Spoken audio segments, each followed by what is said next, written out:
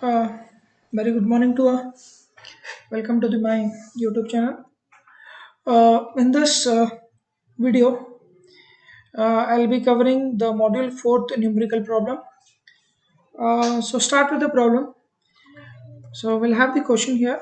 So if you move on to the question, uh, the question is, I've taken it from the your SPTMT. So that effective height, effective thickness, effective length, and the cylinders ratio of a walls and columns. So the problem is, in a double-story building, walls are 20 centimeter thick. Clear height of floor is 3 meter. Plinth is 0.7 meter above the foundation footing.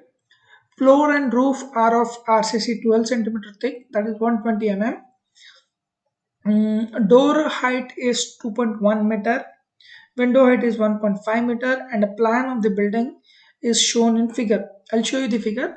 Work out the effective height, effective length, effective thickness, and the cylinders ratio of the wall and columns of first and second floor. So if you see the figure here, this is the plan of the building, which is of two-story, is given. For this, we have to calculate effective height, effective thickness, effective length, and the cylinders ratio. So start with the problem. So we know that for the calculation of height of the building or effective height, we have certain conditions. If you refer IS 1905, they have given some constraint and the condition. Based on that, effective height has to be calculated.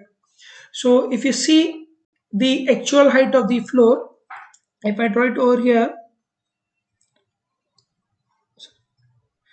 uh, this is your slab, then we have wall, then there's again slab, then we have wall, then we have the somewhat foundation footing, whatever. Okay, so they have given the height of the building. Generally we will take height center to center of the from the slab.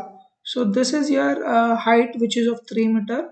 Okay, then the slab thickness is 120 mm, that is 12 meter, 12 centimeter. They what they have given. This is 3 meter. Okay, so this is also 3 meter, and they have given a certain plinth height, which is of 0.7 meter, 0.7 meter. So the total or actual height will be, if we calculate, I'll denote with the h, which is nothing but for one floor, for ground floor. So from the ground floor to the plinth, it has zero point 0.7. Then we have a 3 meter, which is height of your building up to your height of the clear height. Then this is 120. So if you see that, so height total will take it from over here. So we have 3 meter up to here. So half will be considered in the first floor or ground floor. The half of this slab will be considered in the first floor slab. So what we have to take is 120 will be written as a your point, sorry, 0.12 meter. All the values are in meter divided by 2. So if we calculate the h, it will be around 2 point, sorry, 3.76, 3.76, which is here. You can see this is the 3.76. Actual height is 0.7 plus 3 plus 0.0, which is nothing but 0.12 divided by 2. Correct? So first we'll calculate the uh, just see here, the wall A, B, C, D, E, J, and M are all walls having length more than 4 times of the thickness of this. We know that if the wall thickness is 4 times of the thickness, then will be considered as a wall. If the wall thickness is less than the 4 times of uh, uh, 4 times of thickness of the wall, then that will be called as a column or a pier. So in this case, if I move it to here, so you can see that uh, your wall A, which is from here to here, just mark it, wall B, wall C, wall D. If we calculate, all the values are more than, or you can say it will be greater than 4 times of the thickness. So 4.4, if I calculate thickness of wall, uh, without tracking, if I consider they have given 20 centimeters, that is your point 0.2. So if I calculate without tracking, it will be 0.19. So 4 into 0.19, if we calculate, we'll get around point somewhat 8, near about zero point 0.8 meter. So if the value of the length of the wall is less than zero point 0.8 meter, that has to be treated as a column. The value which is more than zero point 0.8 meter, that will be treated as a wall. So in this case, what we have: wall A, wall B, wall C, wall D, wall E, as well as wall J. Then F G is how much? We have 4.4 if you deduct it. We'll calculate at the later stage. So wall M. So these are the wall which has width is more than the zero point 0.8 meters. So that will be considered as a wall. So if you go back to here, you can see that wall A, wall B, wall C, wall D, wall E, wall J, and wall M, the length of that is more than the 4 times of thickness, which is nothing but zero point 0.8. So this will be considered as a wall. So to such wall, if condition is that it will be like this, where both these ends are restrained. If you go back to your code book, so the condition will be somewhat like this: we have the footing, then floor and log. For that, the thickness can be taken as a 0.75 times of h, 0.75 times of h, uh, because it is constrained at the both end. In our problem also, they have given the footing and it will have slab at ground floor, the floor and the roof. So that means the condition will be kind of similar to this condition. So the h will be, the effective height will be 0.75 times of h. So if you go back to your presentation, we see that, see, they have calculated h is equal to 0.75 times of h. So this h is nothing but the actual height, which is 0.36, and this is your effective height. Effective height for these walls is 0.75 times of h. That is nothing but 0.75 times into 3.6 will get 2.82 meter is a actual height of the these wall, what we have mentioned in this case. Whereas in the case of F, K, and N wall, even though the length is less than 4 times of T, these are not to be treated as a column. Why? Because they are supported one side by cross wall. Their effective height therefore will be uh,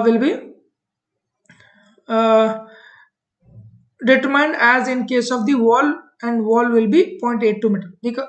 See here, so in the case of K wall, K and F wall and N wall, it is supported with the certain openings.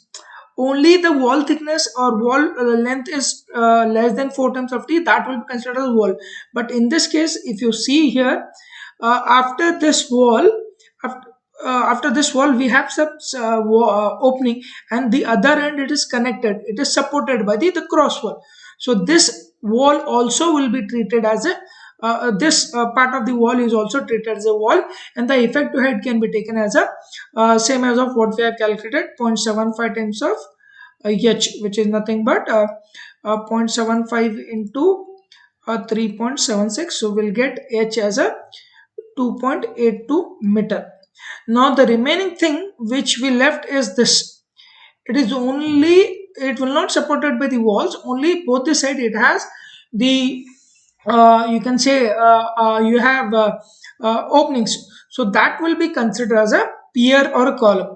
So you can see here, G, since length is less than the 4 times of T, it is column by definition. Thus, as per your clause 4.3.3, we have seen that if the column is there, then the effective height can be calculated 0.75 times of h plus 0.25 times of h1, where h is nothing but your actual height of a wall, and h1 is nothing but opening of the height of the openings. So if I move on to the your clause, so uh, see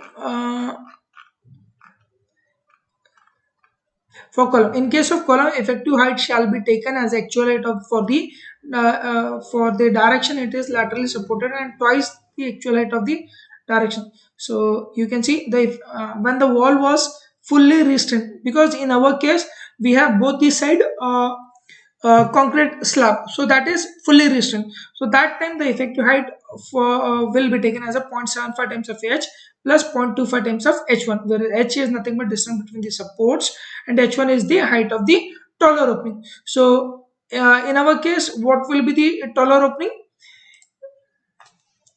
So window is 1.5 whereas door is 2.1. So taller opening is 2.1. So the effective height can be taken as h is equal to 0.75 times of capital H plus 0.25 times of small h. So if I calculate, so 0.75 into h is nothing but 3.76 plus 0.25 times of h1 is, which is highest one opening is door opening, which is 2.1. If you calculate, we'll get the h for G wall is for this wall is we'll get 3.34 meter is effective thickness. Now come to the next part, which is your P, which is also less than the your 4 times of thickness. So in this case, you can say P is a column being less than 4 times of thickness in a length, and it is supported in both the horizontal direction by RCC beam and slab, because over the top you have this beam and the slab. Okay, it is supported by the slab. So in that case, if it is supported by the slab, so then h will be your actual height itself. The effective height will be actual height itself. If you go on to the this one, effective height for the direction of parallel to the wall equals to h, that is the distance between the supports. So we'll get the value as effective length for the PS is h, which is nothing but 3.76. For the G it is 3.34, and the remaining for A, B, C, D, E, F, K, N, the value will be 2.82 meter. Okay, so I'll write all the h value, which is first value for, I'll write the this one 2.82 meter for wall A, B, C, D, E, then J, M, what else we have? Sorry, what else for G? For these value, sorry, not G. G is 3.74, right? So A, B, C, D, E, then F, M, then J, then K. Okay, for K, for these value the effective height is 2.82 meter. For G it is 3.34 meter, whereas for sorry, this has to be denoted with small h. Here capital H is actual height, where small h is effective height. So that is 3.76 for P1. Clear? So this is the effective height what we have to calculate. This is for the first floor. Similarly, if we calculate for the second floor,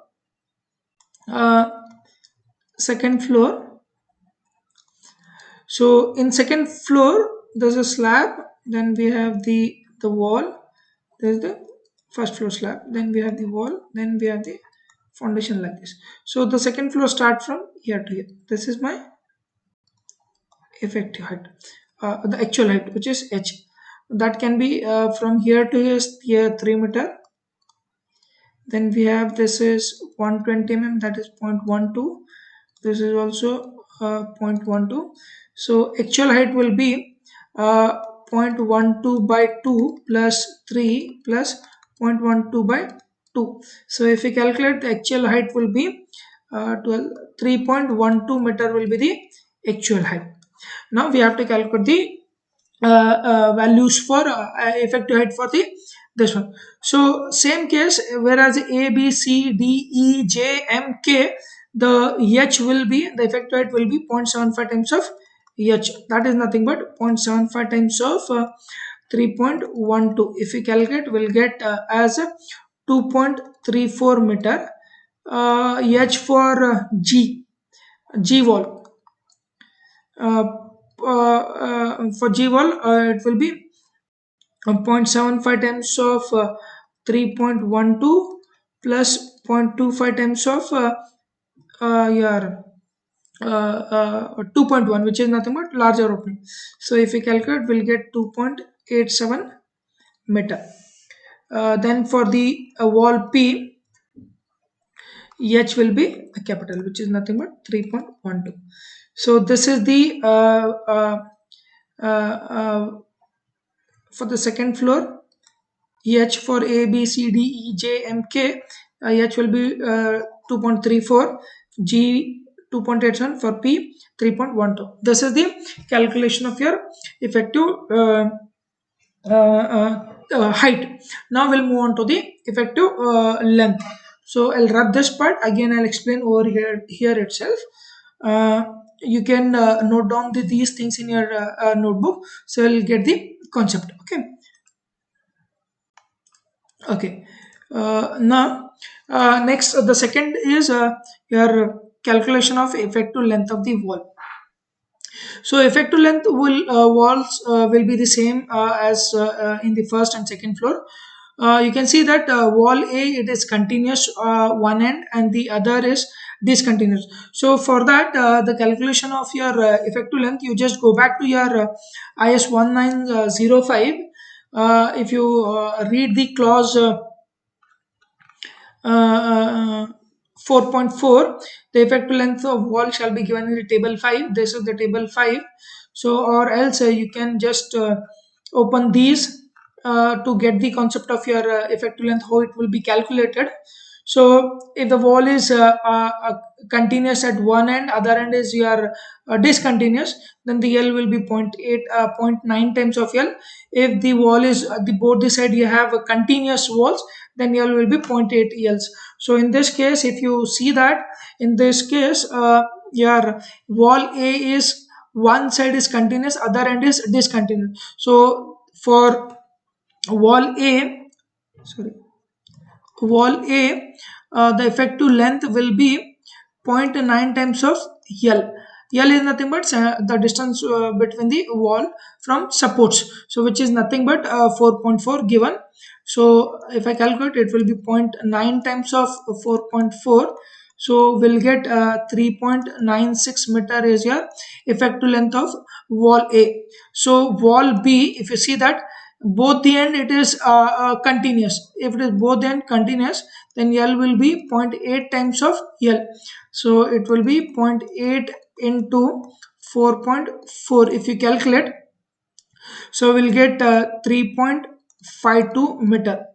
Now move on to the wall C. Wall C will be similar to your wall A, because one end is discontinuous, other end is continuous.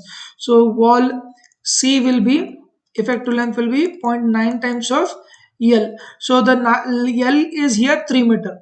So zero point 0.9 times of 3 meter, if you calculate, we'll get 2.7 meter. Now move on to the wall D. So for wall D, you can see that one is your openings and other end is discontinuous. You can say it is discontinuous on the one side and has the opening on the other side. For that, if you move on to the your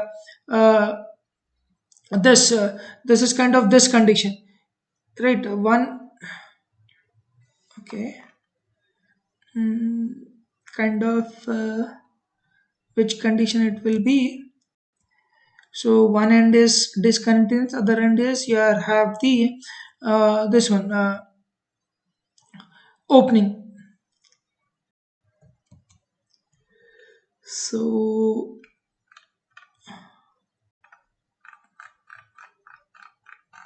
if I go to the table, uh, where wall is free at one end and the continuous with the cross wall at the other end. Free is nothing but opening, cross wall is the other end, so it will be kind of this condition, fourth condition. See, so cross wall is this, correct? This is cross wall for the D value, and this is free end, so it will be L will be 1.5 times of L. So the effective length for D will be uh, 1.5 times of L, which is nothing but 1.5 into the D length will be your 3 meter, because opening is also there, no? So it will be 3 meter. So it will get 3 means 4.5 meter will be the effective length for D. Okay. Similarly for E wall. E wall is both the end it is discontinuous. So if you have both the end is discontinuous, you can say where all the supports are each at each end is by cross wall. The wall is supported at each end is by cross wall. So this condition, so this side also cross wall you have, this side also you have cross wall, so you'll get E wall as what we have, 1 times of L. So the effective length will be equal to your 1 into L, which is nothing but 1 into 3, which is nothing but 3 meter. Okay. Similarly, move on to the next wall, which is your A B C D E F. Where is I wall?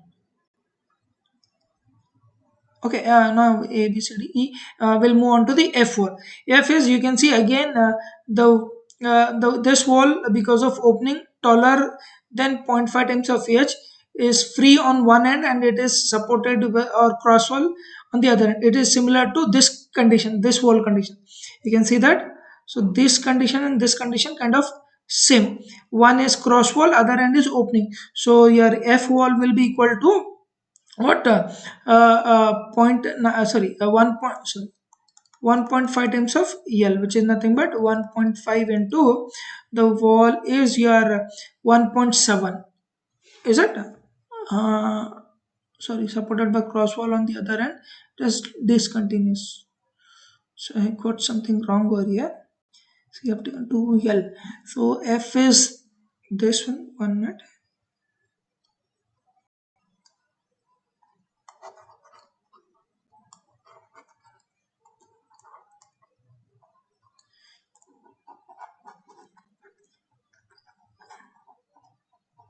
Just 1 minute. Okay. See.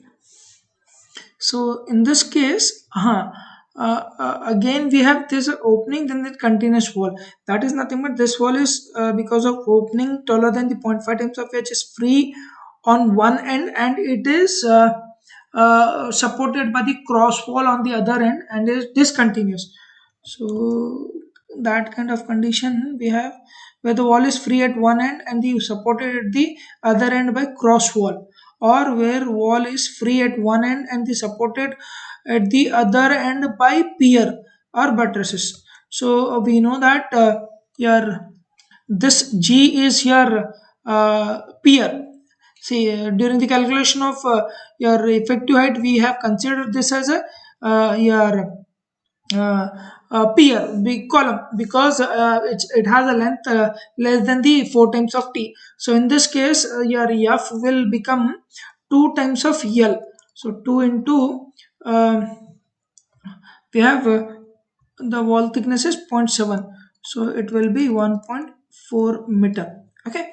So similarly for G work, it has no support on either side, and thus slenderness for this element will be governed by the its height. So the brickwork at J same as of G. So if you see that J also will not support it on the both the end, G also will not support it to both the end. So the it will be governed by the its cylinders ratio. Its height will be governed by the cylinders ratio. So next come to the K, where K is, where is K? Kind of similar, not similar. One end is your free and continuous on the supported on the pier, other end is continuous. So in this case, your K will become 0.5 times of L, as we can see here. where the wall is free at one end and the continuous with the pier or buttress at the other end. So that will be 1.5 L. So we can see that. So this case, one end is your supported open and the it will be supported on the pier. So your K will become 1.5 times of L. So 1.5 times into the K value what we have is zero point 0.7, again the same thing, which is nothing but sorry, which is nothing but 1.05. So 1.05 will be effective length for K. Okay. Note, there's note here. The element K has been taken as a continuous on the one end because the length of the wall between cross wall and the opening is more than h times of 8. So that is the reason it has been taken as a K element as a continuous on the other end. Okay, this is the note. What just go through it. Next to the wall M, the wall is continuous on one side, and it is discontinuous on the other end. One on one side it has the support by cross wall which is more than the h times of 5. Just move on to the diagram what you have given IS 1905, kind of similar to the M wall is nothing but M is this. So this also supported the cross wall here and here. So kind of this condition, is it? Or we don't have opening, right? Uh, so what the again I will see that. So for M, where is sorry. For M, the wall is continuous on one side, and discontinuous on the other.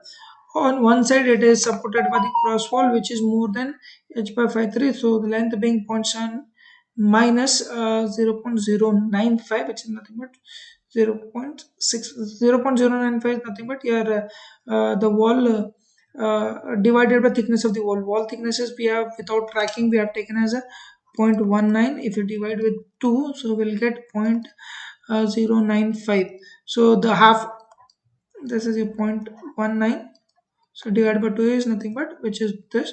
So among zero point 0.7 we are deducting the thickness of the half wall, so it will be equal to 0.605 will be the effective length. Okay, so then L will become if this value is on the other side, the length of the cross wall is less than the h by 5, and thus this side is not adequately supported.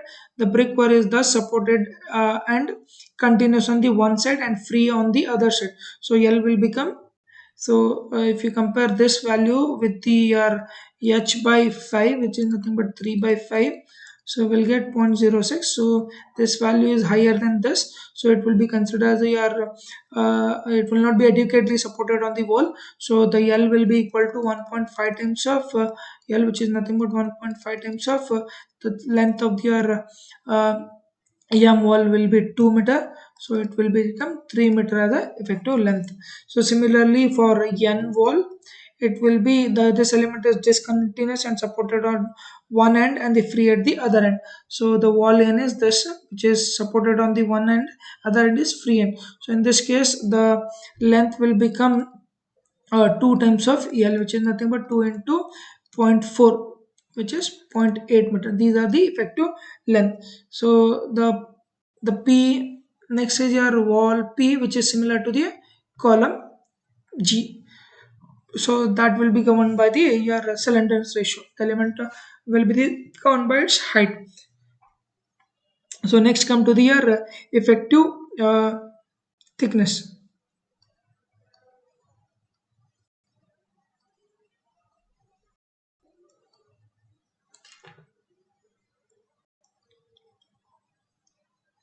Okay, next is your effective thickness. You can see that assume joints are not racked. Actual thickness will be therefore 0.19. As I told you earlier, so without tracking, we have considered 19 centimeter itself.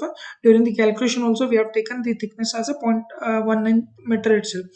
From examination of the plan, we find that the wall A, B, C, E, and M are stiffened by the crosswalk.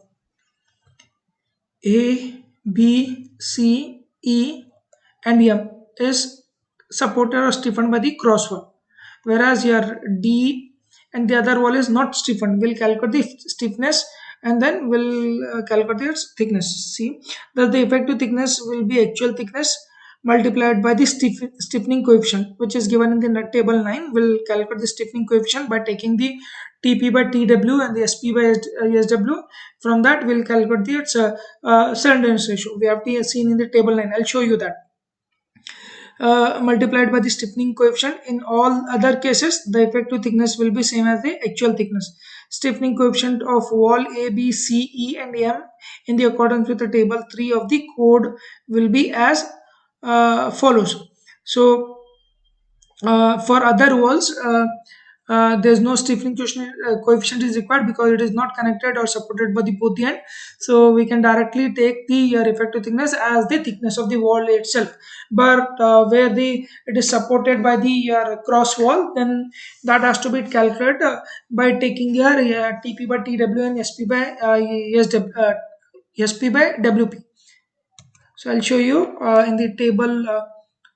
Uh, Sorry, not 9, table 6, table 6 for the effective thickness. The table 6 will use it. So TP by TW, TP by TW, TP by TW for 1 2 3, and this side we have the SP by uh, WP, where SP is nothing but center to center spacing, WP is nothing but width of pier in the direction of the wall or the actual thickness of the cross wall. Then TP is nothing but thickness of pier as defined in the clause 3.32. Actual thickness of the wall prop will be WT. So this will be your value, which is called as a stiffening coefficient.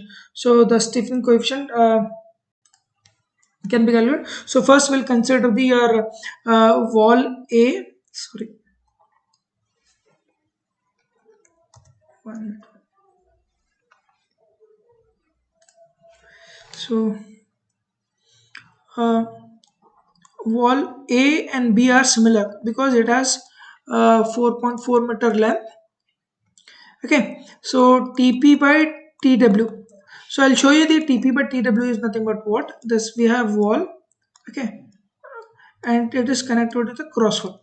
So this wall thickness will be called as TW, whereas this complete will be called as a TP.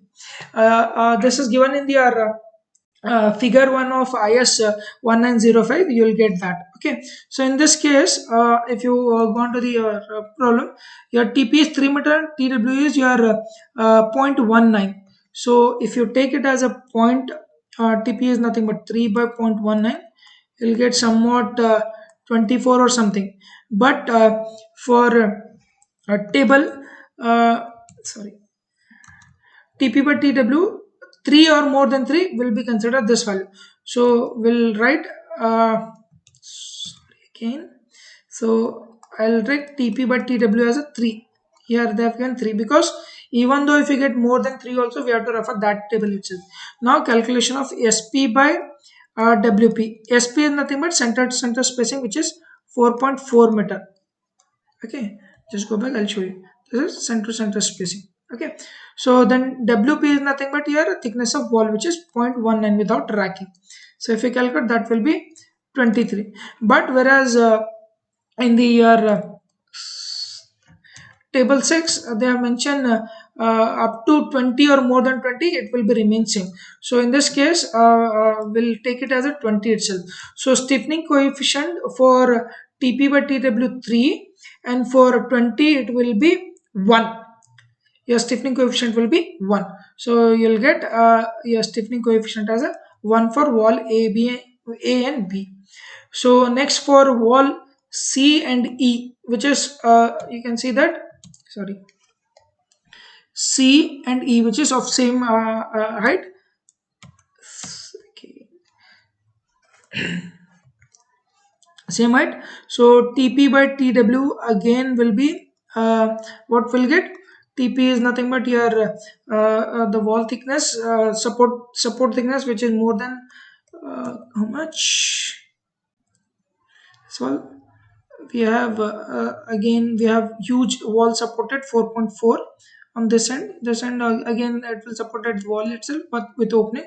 So we'll get more than 3 itself, so we'll consider 3 because as per table the maximum 3 only we have to consider, whereas SP by WP can be calculated. SP is nothing but your wall thickness, which is nothing but 0.4 plus 0.095. 0.0595 is nothing but half of the wall thickness we have to take at the uh, your this one to the center of the wall. So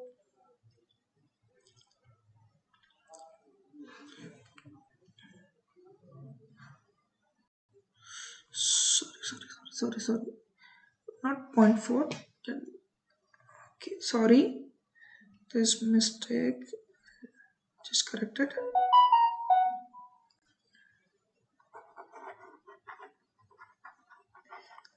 Sorry, once again. Okay.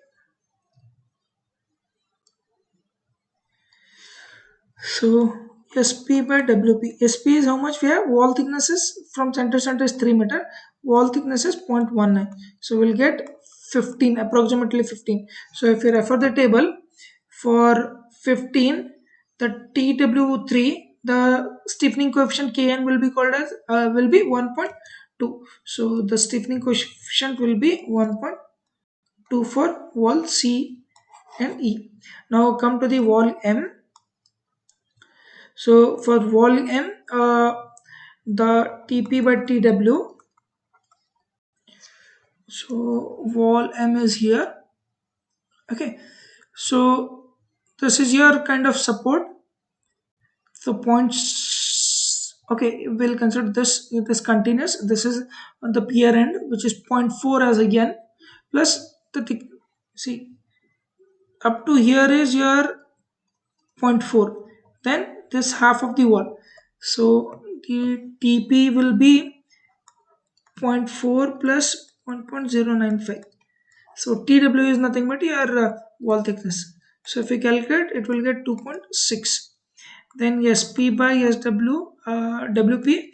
SP is, we have 2 meter of wall and the WP is 0.19. So if we calculate, so we'll get as 10, 10.5. Okay.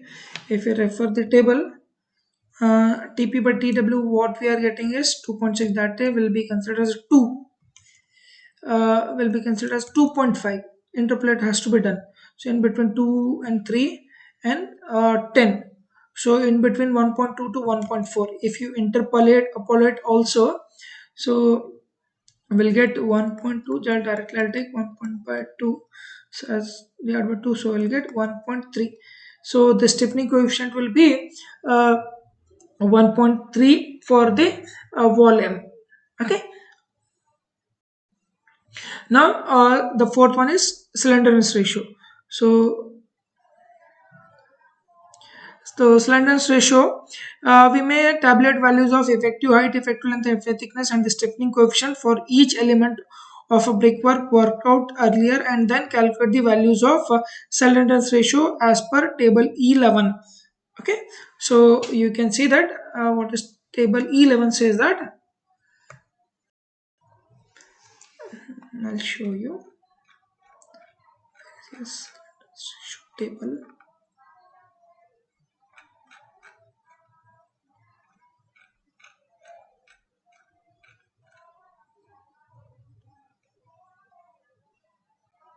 Sorry, slenderness ratio can be directly calculated.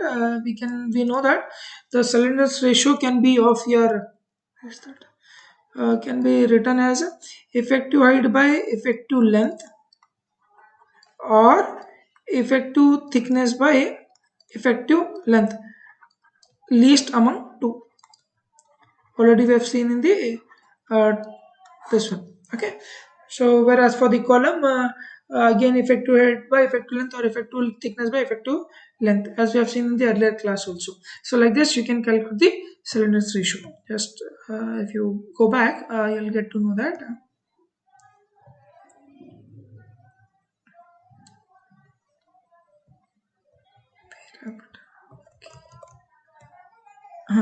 See here, the effective thickness, sorry, effective height by effective thickness or effective length by effective thickness is your slenderness ratio. Already we have calculated effective height, effective thickness, effective length, and effective thickness.